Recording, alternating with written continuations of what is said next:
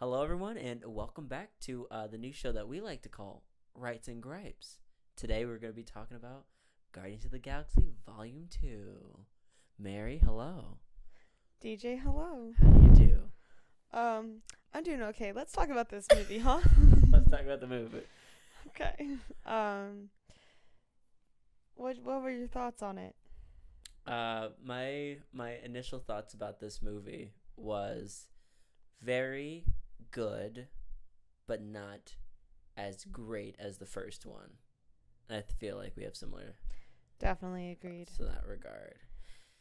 We were talking about this earlier, but like I feel like this movie, like I feel like Guardians of the Galaxy is like really following like Star Wars, like the original like trilogy, like hardcore, because like it feels like this is the Empire Strikes Back, where everything's like kind of dark and like a lot less like saturated and happy go lucky kind of like feel, and like more so just like kind of focusing on the characters, which is pretty interesting. But like it definitely does kind of like the colors and the vibrance kind of take a back seat to the story this time around, which can be a plus and minus sometimes. Most definitely. What about you? I felt very similar. It just felt kind of childish compared to the first one, where it was dealing with darker subject matter, but the humor itself were really kind of cheap shots, Yeah. And that was a little frustrating for me, where it kind of felt like they realized how much people really latched on to the writing in the first one, Yeah. and then just went all out in a way that made it lose its authenticity. For sure. And I guess that could be considered your first gripe, which Yeah. is another gripe that I have. Just to, I guess, explain the show, we're gonna go through like what we liked about the movies, the rights, and what we didn't like, the gripes. But yeah, that's another thing that I kind of had a problem with too, because it's like it felt like Doctor Strange, where it's like everything needed a quip. Where it's like if you compare it to the first one, it was like the first one had moments of like slowing down and like actually taking in like an emotional response. Oh, I mean, I wanted to cry with the first couple of minutes of the first movie. Like it was like surprisingly like really good at like emotion and like having that range. And I think that's why people liked it a lot, is because it wasn't just one type of movie. It was like a variety of sorts. And like it feels as of recent Marvel's kind of slipping in, like kind of after Ant-Man, like they started doing this, but like they started slipping into a thing where it's like every single moment that's like not happy needs a quip to make it happy again. Most definitely. Kind of sucks, and Right. it's like a big problem with this movie. Yeah, so I guess that for the first thing we're going to be going over, since this is what we're talking about, is writing. Yeah. So yeah, I would agree with that. And I felt like with the first volume, what was really nice is that the moments, even though it wasn't necessarily that they made it funny where it was a quip, but there was just honesty in it that was kind of funny in and of itself. Genuine, so genuine, and it caught you by surprise. One of my favorite lines in the first one is when Rocket is like, "Why would I save this world?" Or "Why would you want to save this world?" Yeah. And Quill's like, "Because I'm one of the idiots that lives in it." Yeah. And that's what I kind of miss, is that this one didn't really feel to have that as much. There was just playful banter between everyone, where it's like, "Oh, you're so stupid." Yeah. And it kind of sucks because like I feel like one of the rights with this movie is that like it sucks because it's a right and a gripe at the same time, because like one of the things that it does right is that like it focuses more so on character and like kind of like getting in to those types of like things or things with like giving everyone background. Yeah, like story. It gives people that like in the original had like so like little development, like actual development. And you're like, okay, yeah, I get it. So it's like even the bad guys have like backstories. You're like, all right, I understand where you're coming from, and like I don't want to see you succeed, but like at least you're not evil for being evil, which is a big thing Marvel has had an issue with for sure in the past like few years. Yeah.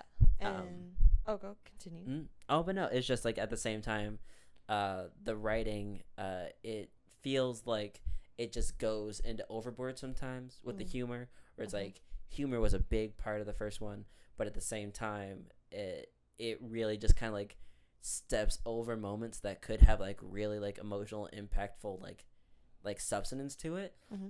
But it's just like, oh no, we're gonna throw a quip in there too, so it's fine. So Definitely. you don't get like that chance to feel as much as you would want to with this movie. Most definitely. And on the note of talking about giving people motives and it being interesting, and I think a right kind of segue into that is the villain. It was nice to go into a Marvel movie not knowing who the villain was going to turn out to be from the trailers. Yeah. That was really cool. That was really cool. And like obvious spoilers. Yeah, spoilers. Anytime for you this, listen to any, we're gonna be talking about in depth about what this movie is. Yeah. To get to that, another thing I really appreciate about that, on the tip of like not knowing, like Sylvester Stallone just shows up at the beginning of this movie. Yeah, and it was his really name excited. was in the credits, and we were both were like, what? Which is really cool. It's like, oh wow, a genuine surprise in the movie. I didn't Mhm. know that he was gonna be here. But it was funny with your story where it's like Mary had gone to like the bathroom and like left the theater for a little bit, and like when she came back was the reveal. Like right before when she left, it was a reveal that like his dad was a god and a planet. So when like you came back, What I miss? Oh, his dad's a god and a planet. What? And we're moving on. Yeah, and I mean the bathroom was right side of everything. I went You missed, fast, like, y'all. Literal like 1 minute where they Yeah. explained that. It was insane. The most crucial part of the movie. Yeah. But yeah, no, the villain in this was like really interesting because it's like Right. you saw from his point of view, it's like, yeah, that's what he would do. And he's not Yeah. particularly wrong. Yeah, like, and his name is Ego. He's literally ego. Yeah. He wants to spread. And I think we talked about this a little bit, but what was interesting, not in this podcast, just you and I. Yeah. What was really cool about choosing him as the villain, Mhm. and him being Ego and being this battle between isolation and vulnerability, and Yeah. and having friends, and every relationship in the film had to deal with that, with Yeah. Rocket and Yandu, thank you, and Gamora, Drax, Groot, Gamora and Quill. Nebula. There we go. Nebula, I knew it was some type of astronomy term. Yeah. Anyways, and that was really cool to show that through the main villain and the Yeah. main protagonist, was that Mhm. he is this character that was always isolated, Yeah. who always had a hard time being vulnerable, and that is what you kind of see him deal with in the Mhm. first film, and to see him face that head on with his dad was really cool. Yeah. And like I guess that's like that would be another right, because it's like it feels like with the kind of like loss of like small like genuineness of the first one, this movie still like does it very well, where it's like they expand the story, and like as the story gets larger and everyone's getting kind of like more spread apart, like it's still like one focused like objective. Yeah, and And that was nice. Honestly, like looking back on it, I kind of wish that we stayed on the B storyline a little bit, because like the Quill and his dad stuff was like really interesting, because But it was also really cheesy. it was really cheesy, and they did this. This is like a gripe.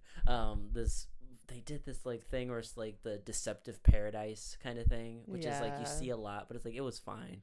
But right. It just wasn't. It was easy to see where that was going. Yeah, it's like, oh, okay, Yeah. so that's what's gonna happen with this. Yeah, the biggest Um, plot twist was the dad being the planet. Then after that, that whole story was just like, this is That's- cheesy. Yeah, but they still like at the end of the day, it was very cheesy, but they handled it very well. But like, Where they knew they- they were being cheesy. yeah, the one part about this whole story though is like I kind of wish I saw the B plot a little bit with Rocket and Yondu and Groot, because like to me like that was some of the most like entertaining stuff in the entire movie. Oh yeah, was, most like, definitely. Because like Rocket finding like solace in this person's like, yeah, this person's exactly like me, and like I kind of wish we got a little more of that, but like I Mhm. understand like you gotta cut a movie down, but yeah, overall I felt like the story was really well done, really kind of like pieced together very well.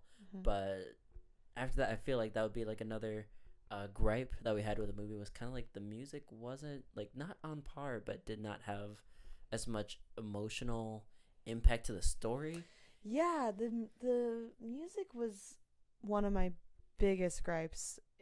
I couldn't tell you one song in the movie. Yeah, it all kind of like blends together, like you Mhm. said earlier. It all sounded really similar to me. They didn't really use it for the story, it felt like.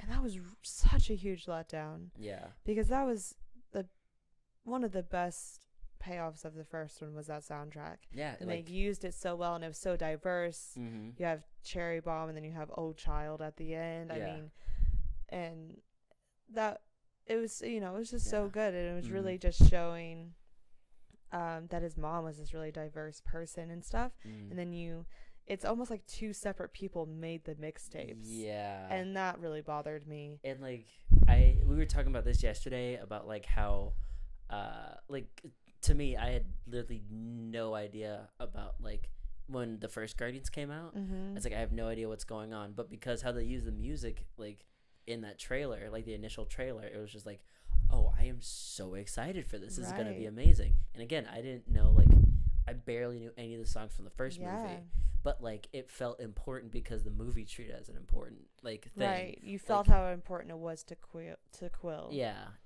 but like in this, it kind of felt like they just played as like, oh, it's gotta have a mixtape, and apart from Yeah. like maybe one or two songs, it's like it didn't feel like as grandiose or as important.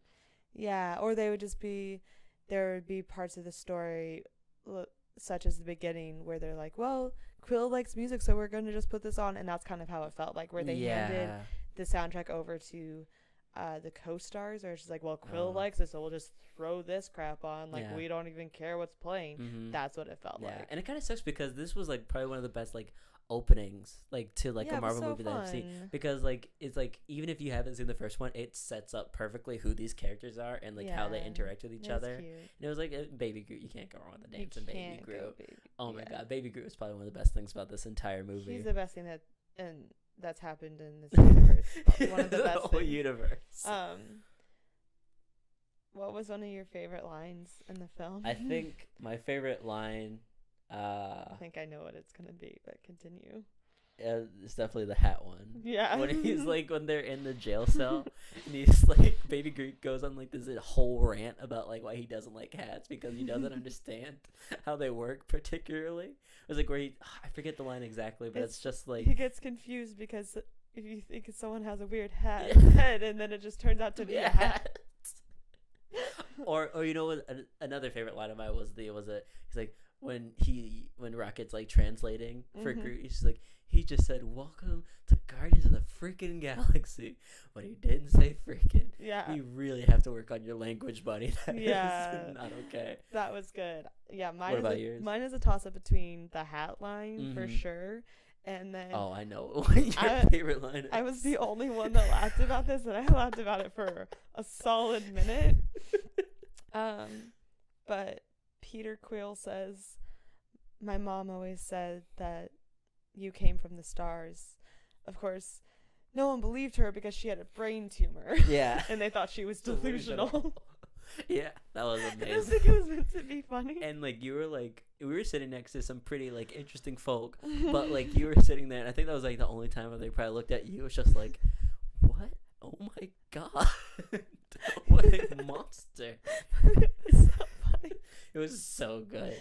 Oh, But, I needed more lines like that felt like Quill, where he's just being brutally honest. Yeah, you I know? was just like, it's like yeah, and that's the kind of stuff where you miss, where it's like the comedy comes from like his lack of understanding his situation or like being frustrated. Yeah, or and then just absurd. blatantly saying what's happening. Yeah, like the interactions between like Quill and like everyone was pretty on point in this movie for sure. But yeah, so do you want to like talk about the overall feel about the movie now, and Yeah. what would you say your feelings about this movie was? You know, it's been a solid day since we've seen it, and I've Mhm. warmed up a little bit. Mhm. Still not as good as the first one, but what could possibly be as good as Yeah, that first The one? first one is like it's hard to beat. Yeah, my overall feel is that I would see it again. Mhm. I will see it again. Mm-hmm. It was enjoyable. It was a fun ride. Not the most amazing thing I've seen this year. Yeah, I would agree with that for the most part. I would say I really enjoyed what it was doing.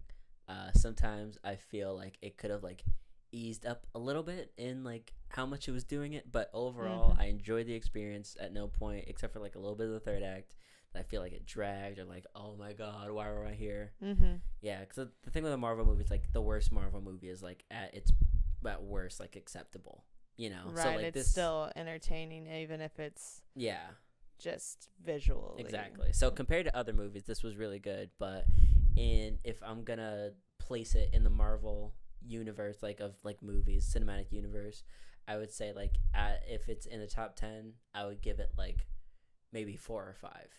Really? Yeah. What about you?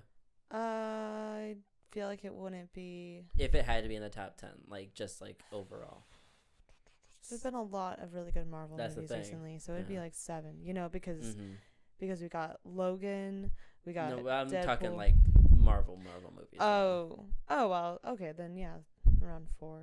Like Okay. 3. Cool.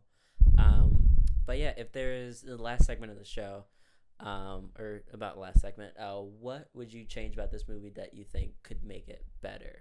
Mostly it would just be writing and the score. Yeah. The writing, just I like the honesty that Quill brought to the first one. Mm-hmm.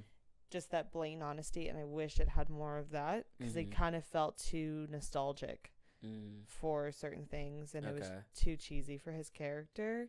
And that's what I would change. Yeah, I would be pretty similar in the facts, like tone down the quips and make the music be a little more impactful to the story instead of just having it be like a checkbox that you tick off. Yeah, I will not be buying the soundtrack. Oh. Just so firm. Absolutely not. You can ask me. I'm not gonna do it. Any final words before we say our scores? Yeah, sure. I would say that this movie is not the worst Marvel movie, is not the best, but it will be a fun ride and you will not have a bad time. I would recommend seeing this movie. Would you like to share your score, or would you like me to go first? How are you feeling? I'll go. For it. I will give this movie a solid 8.7 baby Groot tears out of 10. I'm really mad that you said that. Why? I thought we were over the baby Groot tears. No, baby Groot tears is No how we one's rate okay. every single movie. No one's okay with you using that term. Okay, that's no one wants to think about. You don't have to Groot use it, but tears. when I'm talking about movies, I'm gonna be referring to everything in baby Groot tear units. So that's just how my have a talk after these that's mics fine. go away. That's absolutely fine. I'll stand by my points. What would you give it? I would give it, out of a star system of 10. Okay. 10 being the highest, 1 being the lowest, and 8.4. Okay, 8.4 I feel is fair. Overall, this movie is a fun time. Can be a little too indulgent in itself, but overall, you'll have a good time. Yeah, go see a movie, you guys. Go see a movie. And we'll talk to y'all next time we see a movie. See a movie.